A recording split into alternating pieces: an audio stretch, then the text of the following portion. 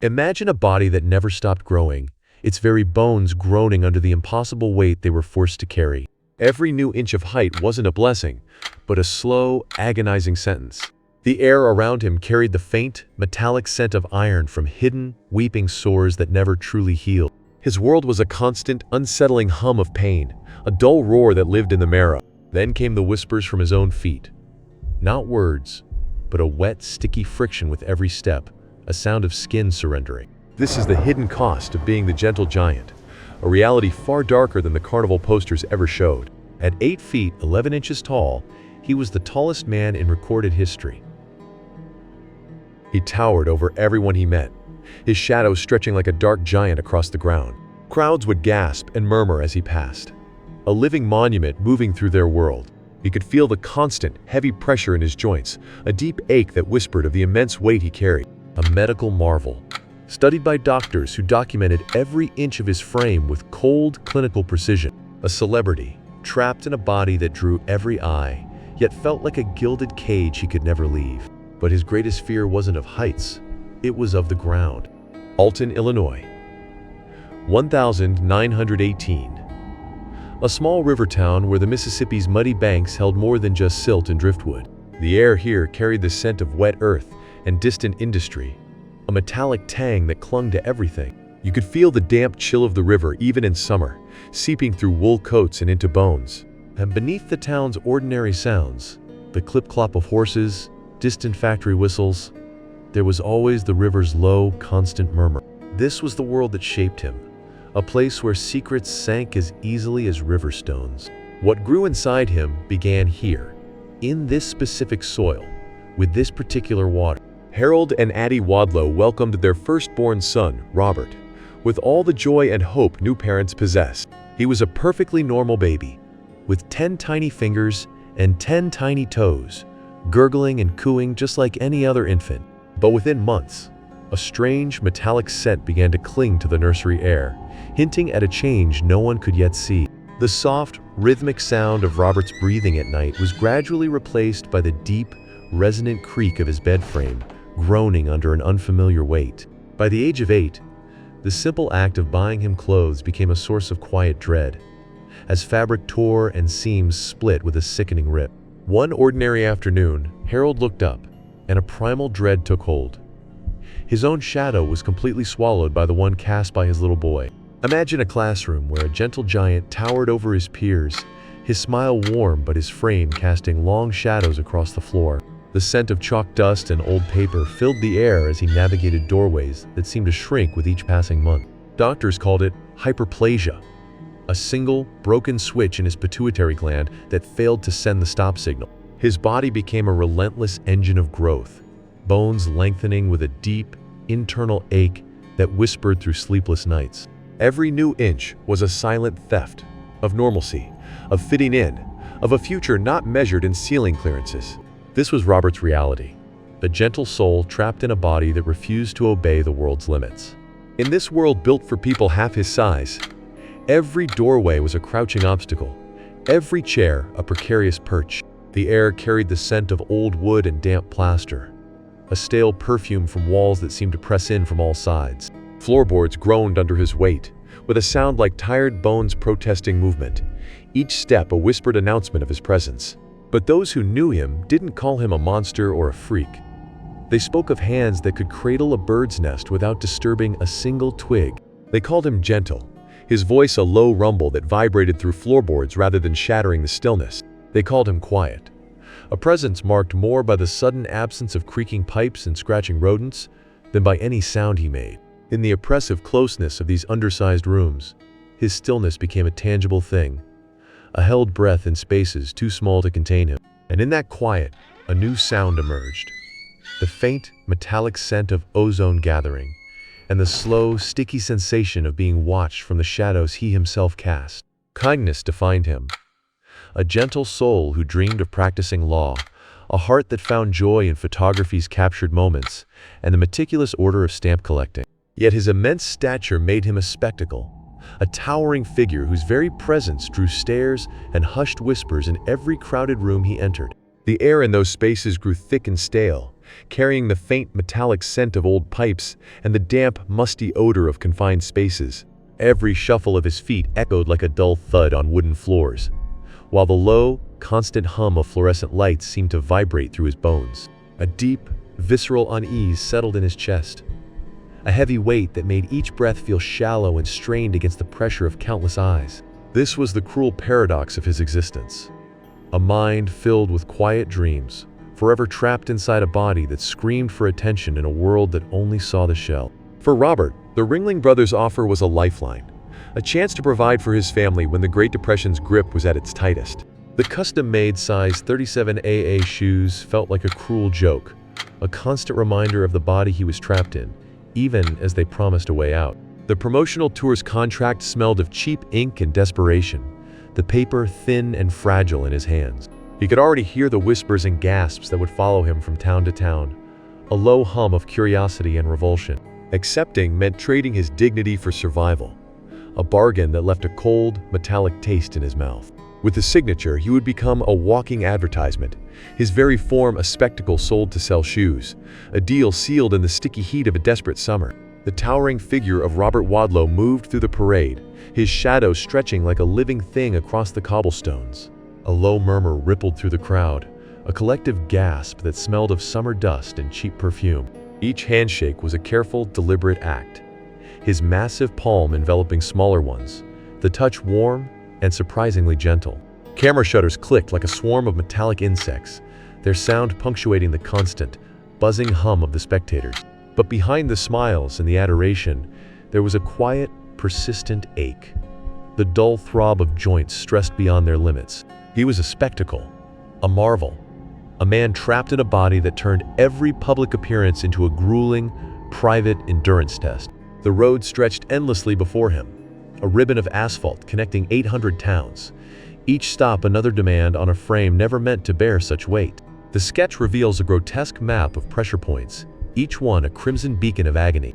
Imagine the sound of that immense weight shifting, a low, grinding groan of floorboards with every single torturous step. The sheer, crushing burden would have felt like walking with iron shackles fused to his very bones. His world would have smelled of stale sweat and the sharp, metallic tang of constant, low-grade pain. Each movement was a negotiation with gravity, a battle fought in the sticky, humid air of his own exhaustion. This wasn't just a secret. It was a prison of flesh, a sentence he served with every single, labored breath. Every step was a calculated risk, each footfall a gamble against the unforgiving floorboards. The sound of his own weight settling was a low, groaning complaint from the wood, a constant auditory reminder of the burden he carried. His feet were constantly swollen, a throbbing, inflamed ache that pulsed with every heartbeat, feeling tight and hot within his worn boots. A sickly sweet odor of decay and stale sweat clung to the damp leather, a scent that seemed to thicken the air around him. He had little feeling in them, a terrifying numbness that made the ground feel miles away, like walking on blocks of dead, frozen meat. The only sensation that pierced the void was a distant, sticky coldness seeping up from the floor, an invasive chill that promised nothing good. A wrinkle in his sock, a tiny pebble in his shoe, he wouldn't even feel it, but his body would register the intrusion, a faint, persistent pressure against the soft skin of his soul. The relentless pressure caused friction, a slow, grinding abrasion with every step he took. Friction caused blisters, small pockets of fluid forming beneath the surface as the skin began to separate from itself. A hot, stinging sensation bloomed with each movement, a warning his conscious mind had yet to acknowledge. It was a quiet, internal rebellion, his own flesh protesting against the unseen, grinding enemy within his shoe. For you or me, a blister is a nuisance. For Robert, it was a catastrophic failure. His circulation was poor, a common side effect of his condition. This meant any break in his skin struggled to heal. The faint, metallic scent of blood and lymph filled the quiet room, a constant reminder of his body's fragility. To the touch, the skin around the wound felt unnaturally cold and clammy, like damp clay. Every subtle shift in the bedclothes became an audible rasp, a potential threat to that delicate barrier. The small blister on his heel was a ticking time bomb, swelling with a yellowish fluid that promised agony. Every tour stop became a grueling marathon, where his own body was the relentless opponent. He'd flash a radiant smile for fans and scribble autographs, the sharp sting in his soles, a constant counterpoint to the applause. Back in the sterile quiet of his hotel room, the facade would crumble as he faced the raw, weeping landscape of his feet. His father, Harold, moved with a nurse's quiet precision, the air thick with the sharp, medicinal scent of antiseptic and the faint, coppery odor of old blood. Each fresh bandage was a desperate prayer against the creeping threat of infection, a silent battle fought in lonely rooms across the country. His every step, once a testament to his journey, now became a slow, grinding betrayal. The immense weight of his own form pressed inward, an invisible vice tightening with each movement. It wasn't a blade or a hero that felled him, but the universe's own crushing, constant embrace. Then, the triumphant music ceased, leaving a void filled only by the fading echo of a distant, cheering crowd. The cheers warped, stretched thin, and dissolved into a sharp, electric crackle of pure static. In the sudden quiet, a metallic scent of ozone hung in the air, and the deep cold of the void began to seep into the stone. July 4th, 1940, Manistee, Michigan. Robert, now 22 years old, was making an appearance. He felt a familiar, dull ache in his right ankle, a deep, throbbing pulse that seemed to echo from the bone itself. The worn leather of the boot pressed against his skin, cold and slightly damp from the morning air, carrying the faint, musty scent of old polish and mildew. A low, rhythmic scratching sound began, not from the outside, but seeming to emanate from within the shoe itself, like something dry was shifting against the sole. The ache sharpened into a sudden, biting cold that seeped up his leg, a sensation utterly alien and wrong for a summer morning. His breath hitched. This was more than an old injury. Something was in there with him, something that had been waiting. The brace, worn for years to support his weakened joints, had rubbed a raw, angry patch of skin. He could feel the familiar sting with every movement, a dull ache that had become part of his daily rhythm. It was nothing new, just another minor irritation to push through until his performance was done. He finished his engagement, the applause a distant buzz as a deeper fatigue began to set in. But by the next day, a fever spiked, its heat a sudden, unwelcome guest in his bones. The air in his room grew thick and stale, carrying a faint, metallic scent that hadn't been there before. The tiny abrasion had become infected. Septicemia, blood poisoning, set in. A metallic scent, like wet iron, filled the sterile air, a silent herald of the chaos within his veins. His skin grew clammy and cold to the touch, a stark contrast to the fever raging inside. The only sounds were the frantic, electronic beeps of machinery and the shallow, ragged pull of his own breath. A deep, visceral dread, colder than any fever, took root in the pit of his stomach as his body turned against itself. Doctors fought to save him. In that lonely hotel room, the antiseptic scent of iodine and the faint, sweet odor of decay hung in the still air, a grim testament to the battle raging within him. His breath came in shallow, ragged pulls, each one a monumental effort that scraped through a chest compressed by his own immense frame. The fever's heat made the starched sheets feel like damp, clinging sandpaper against his skin, a constant, abrasive reminder of his helplessness. Every pulse thumped a dull, distant drumbeat of pain through limbs, where circulation had grown sluggish and cold. In the quiet, broken only by that struggling breath, his world had shrunk to the four walls of this room, a cage of suffering far from any familiar comfort. Then, with a final, fragile focus, he gathered the last of his strength, not for a cry of pain, but to form the only words that mattered. His last words were to his father. The doctor's grim prognosis hung in the air like a thick, medicinal fog, a bitter scent of antiseptic and despair clinging to the sterile hospital room. His whispered words about missing the celebration were a fragile thread of consciousness, the sound thin and rasping against the oppressive quiet of impending loss. Then, he slipped away into a silent coma, a profound stillness descending that felt less like sleep and more like a deep, cold plunge into an unknown abyss. On July 15, 1940, the final, impossible growth ceased. Robert Pershing Wadlow died in his sleep, the immense frame finally, terribly still. But the most haunting detail lingered in the coroner's report. A biological truth that defied the finality of death itself. He was still growing. The very cells of his body, oblivious to the silence of his heart, continued their relentless, silent expansion in the dark. The gentle giant was finally at rest. A single, lone piano note began to repeat, a hollow, resonant tone that seemed to hang in the heavy air, marking the finality of the moment. The scent of old wood, polished brass, and the faint, metallic tang of grief filled the space, a cold, solemn atmosphere that clung to the skin. Robert's body was returned to Alton. They needed a pallbearer team of 12, plus 8 assistants, a staggering number that spoke to the sheer, unimaginable weight they were asked to carry. A deep, collective strain echoed in the silence as they lifted, the groan of wood and the shuffle of 20 pairs of dress shoes, the only sounds against that haunting, repeating piano note. The final photograph showed Robert smiling, a stark, gentle contrast to the immense physical reality now being borne away, a memory made infinitely heavier by its loss. They buried him in a half-ton reinforced casket, fearing the ground might not hold him. The world mourned the loss of a gentle soul who never asked for the body he was given. The camera pushes in on the photo, but here is the haunting twist, the dark secret at the heart of this story. Robert Wadlow's condition wasn't just a random tragedy, it was a biological anomaly, a relentless engine of growth housed in a fragile human frame. Every breath was a battle, every heartbeat a monumental effort against a force from within. And that force, it left a signature, a whisper in the very cells he left behind. Modern genetics suggests it was an inherited trait, a silent gene waiting dormant in his family line for generations. His great-great-grandfather was reportedly 7 feet tall, a towering figure whose shadow stretched long across family lore.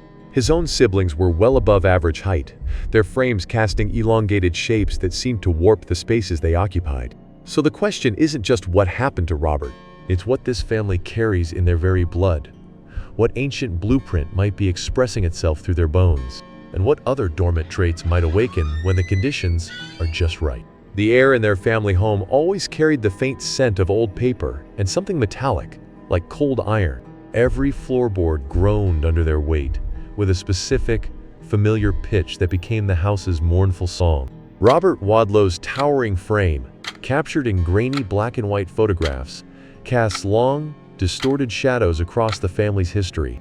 The faint, metallic scent of old camera flash powder still seems to cling to these images, a ghostly remnant of the public's relentless gaze. His was a life lived under a microscope, every inch documented, every breath a public spectacle, until the very end. But in the quiet that followed his death, a different kind of pressure settled over the Wadlow bloodline, a heavy, genetic silence. No subsequent generation ever approached his impossible stature. The gene for his condition simply went quiet. It begs a terrifying, Darwinian question.